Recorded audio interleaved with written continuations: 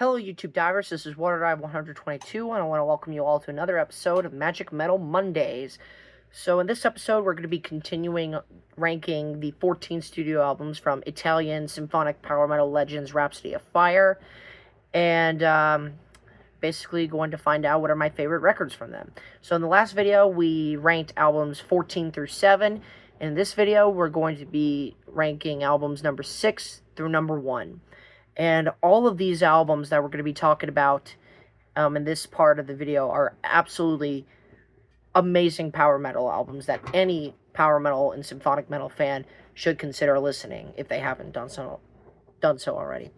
So without further ado, let's get started. So coming in at number 6, we've got the 2004 album, Symphony of Enchanted Lands Part 2, The Dark Secret. So this is the sequel to the first Symphony of Enchanted Lands album that they released in 1998, more on that later. And while I don't think it's quite as good as the first Symphony of Enchanted Lands, The Dark Secret is a pretty freaking good sequel. There's a lot of great tracks on this album. You have Shadows of Death, the closing epic Nightfall on the Grey Mountains, which is fantastic.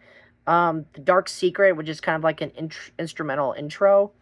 The Last Angel's Call, Unholy War Cry, Magic of the Wizard's Dream, and then the two big epics on this album, Ariane's Mystical Rhymes and Sacred Power of the Raging Winds. Both songs are fantastic and among some of the band's best epic songs ever, especially with Sacred Power of the Raging Winds, which is my favorite song on the album, and another one of my favorite Rhapsody of Fire songs overall. But, yeah, I mean, overall, Symphony of Enchanted Lands Part 2, pretty freaking good sequel. I'm not gonna lie. It's a great album. So, yeah, Symphony of Enchanted Lands Part 2, The Dark Secret, comes in here at number 6. So now we're moving on to number 5. And yes, there are two albums with the Rhapsody of Fire name underneath them. And basically, I feel pretty much the same about these next two picks. But there's a reason why I have one over the other. So number 5 is The Frozen Tears of Angels from 2010. Wow. What a fantastic album we have here. All the songs are consistently amazing from beginning to end. And, you know, Rhapsody of Fire are absolutely one of the best bands when it comes to writing these very bombastic and very symphonic-driven power metal songs. A lot of people say they're cheesy because of that, but I think it's a big positive with this band. And it really just goes to show you that Luca Turilli is a fantastic songwriter. Not just a fantastic guitar player, but a fantastic songwriter as well. There's a lot of amazing tracks on this album. You have Raging Starfire, Labyrinth of Madness, which is the closing instrumental track, and it perfectly showcases Luca Turilli's amazing guitar abilities. You have Reign of Terror, which is one of their most popular songs. Sea of Fate, Crystal Moonlight. Excuse me. And my favorite song on the album has to go to the 11-minute title track, The Frozen Tears of Angels. Another one of the best songs Rhapsody of Fire has ever made.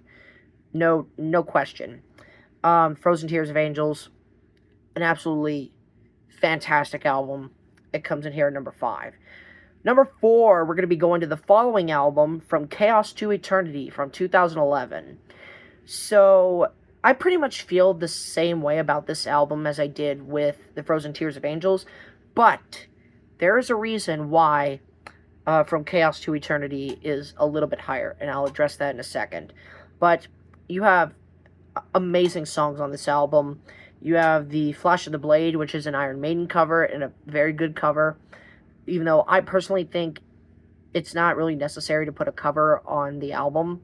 I think it would have been just fine as a bonus track, but still a good song nonetheless. Ghost of Forgotten Worlds, Aeons of Raging Darkness, I Belong to the Stars, Tornado, and the title track are all fantastic songs. But the reason why I have this album ahead of Frozen Tears of Angels is because of one song. And I'm pretty sure you all know which song I'm talking about. the 19.5-minute masterpiece of an epic, Heroes of the Waterfalls Kingdom. This is one of, if not my favorite Rhapsody of Fire songs of all time. This song is a masterpiece. Just one of the best tracks I've ever heard from anybody.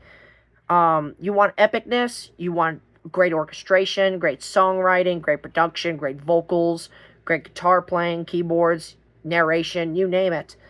Heroes of the Waterfalls Kingdom has it all.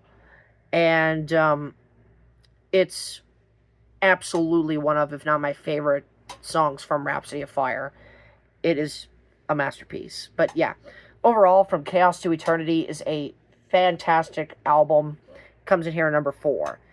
Okay, so these last 3 albums are part of the Emerald Sword saga, which spans their first 5 albums. We talked about 2 of them in the previous video, Reign of a Thousand Flames and Dawn of Victory. But we're going to be talking about the other 3 here. And these 3 are some of the best power metal albums ever made. So number 3, we've got their debut album, Legendary Tales, from 1997. Yeah, for a debut album, this is absolutely fantastic. One of the best debut albums in the whole power metal genre, if you ask me.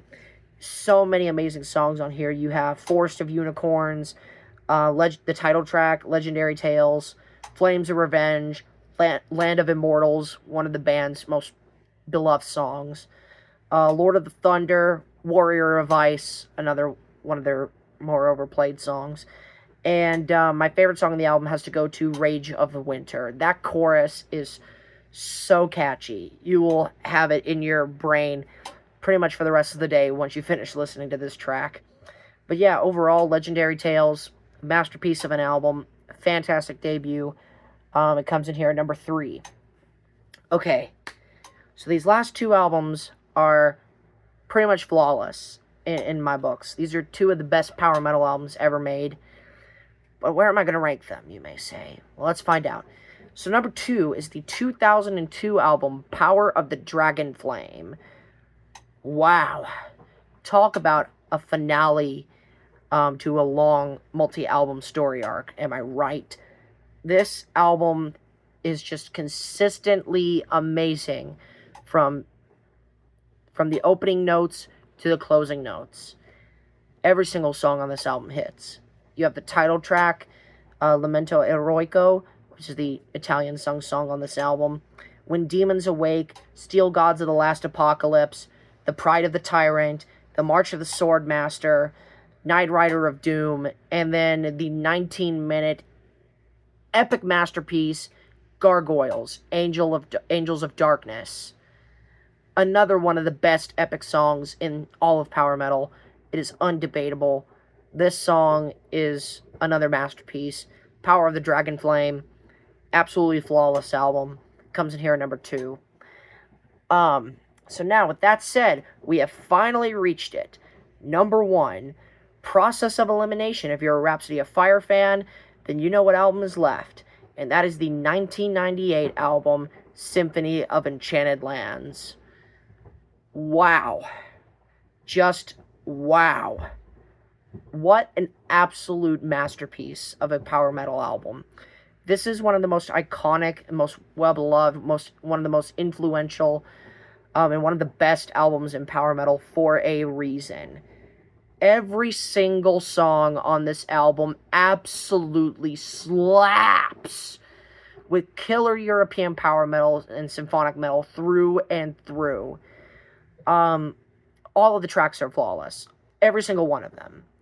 Even the intro tracks and instrumentals that you can find sprinkled across the album, all of them are flawless. There is not a single bad or mediocre or weak moment on this entire album.